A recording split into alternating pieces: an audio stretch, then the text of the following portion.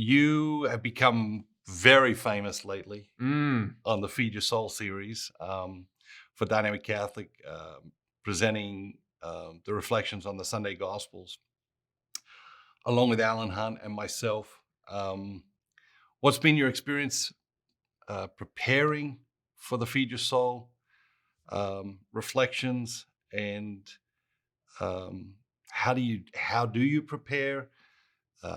Has it been invigorating? Has it been anxious? What's it been like? Well, the celebrity thing is an interesting way to tee it up because in my parish, people are coming up to me like before and after mass and start talking to me in almost like in mid sentence of an idea that I've shared in Feed Your Soul.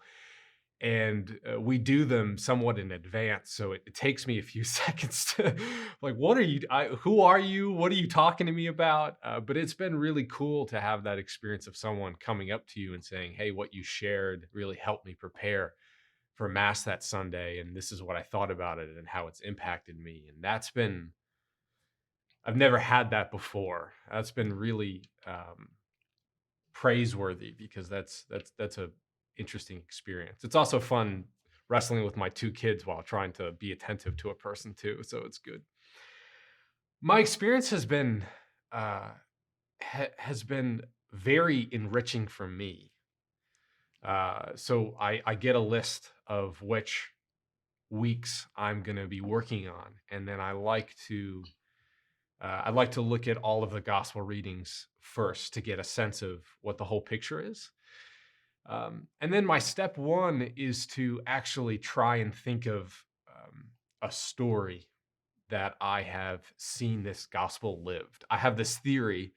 I shared it with the content team here at Dynamic Catholic last week that every person, when they are being and living in the best version of themselves, reflects an aspect of the life and teaching of Jesus in a way that is modern and relevant to our times. Hmm.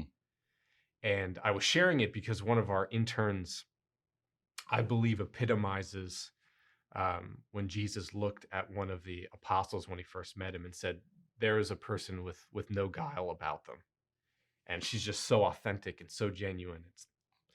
That's that teaching lived, you know. And I believe that about every gospel. And so I tried to think, have I seen someone live this gospel passage out?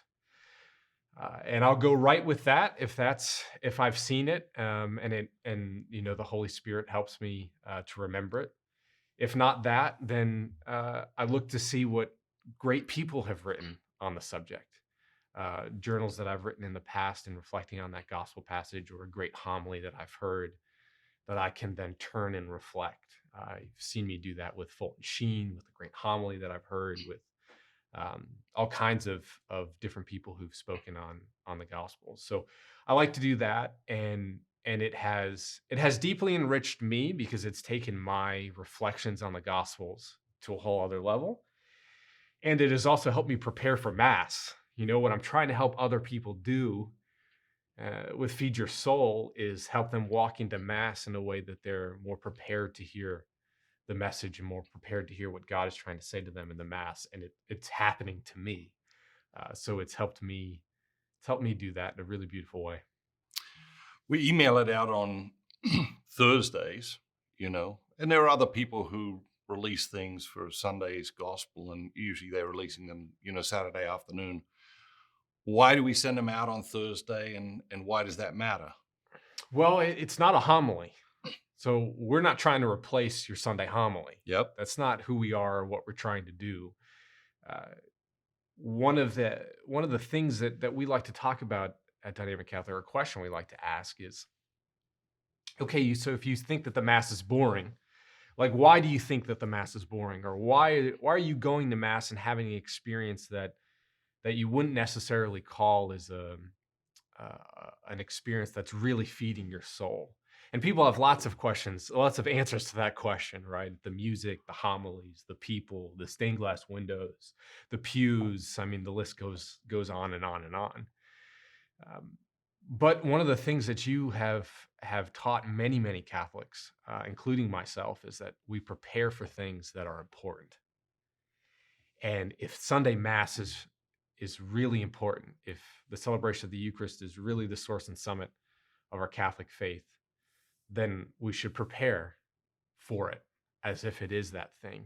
And this is our small, helpful, hopeful way for you on Thursday to experience the gospel, have a little bit of a reflection on it, marinate it with you for a couple of days, and then be prepared to receive what God has to say to you in Mass that day, potentially based off of your reflection from Feed Your Soul. And then from there, if that's your experience, then Mass can never be boring, because Mm, then God is going to be delivering a message to you week in and week out. So it's a small thing and it's a helpful thing that's released on Thursday, but it's really all about you having a great conversation with God on Sunday. yeah, it's a powerful statement. If X, then Mass can never be boring. Yeah. And so, prepare, um, prepare yourself for the Mass. I find it interesting that when we prepare, we just hone in on Sunday.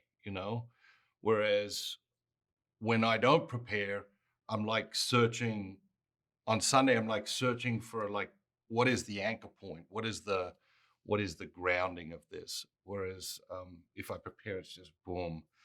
So that's powerful. What about you've been doing on occasion also, and we're doing the monthly calls, now videos for the Ambassadors Club. And of course, the Ambassadors Club are the people who, um, you know, make everything happen here at Dynamic Catholic. They give $10 a month. They pray for the mission. They spread the word about our new initiatives and that sort of thing. And once a month, either you and me, or you and Alan, or me and Alan, um, we have a conversation specifically designed to help the ambassadors grow spiritually. They're feeding millions of people through their efforts.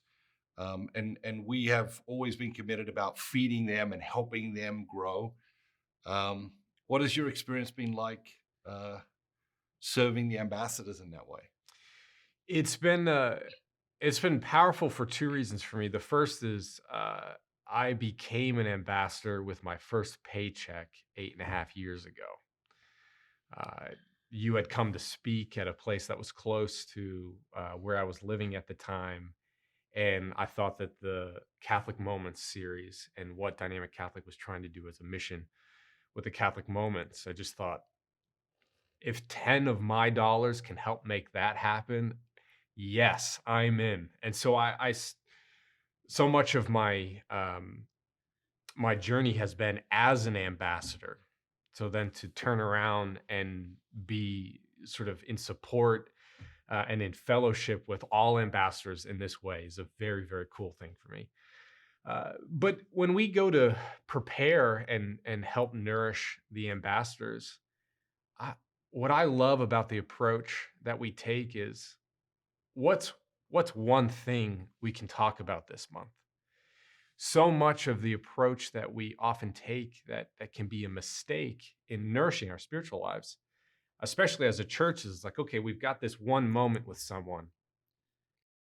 Let's give them everything they could possibly need in this one moment and fill them with everything Mm, in the hopes that they absorb it all.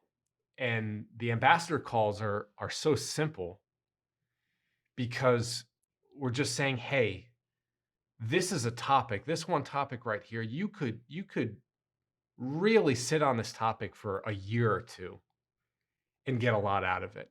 But let's just segue into it. Let's talk about it a little bit. Let's unpack it a little bit. And here's where we're at with it. Where are you at with it? And just have a conversation with the ambassadors in that way, and then an opportunity to thank them. You know, no other Catholic ministry in America, I think, is in the position that we are with the incredible generosity of our ambassadors. And it's hard to communicate to ambassadors how enormously grateful we are and how we're praying for them all the time, like literally, not just word, like we're literally praying for them all the time, and we really care about their spiritual well-being. So it's a privilege in that way too.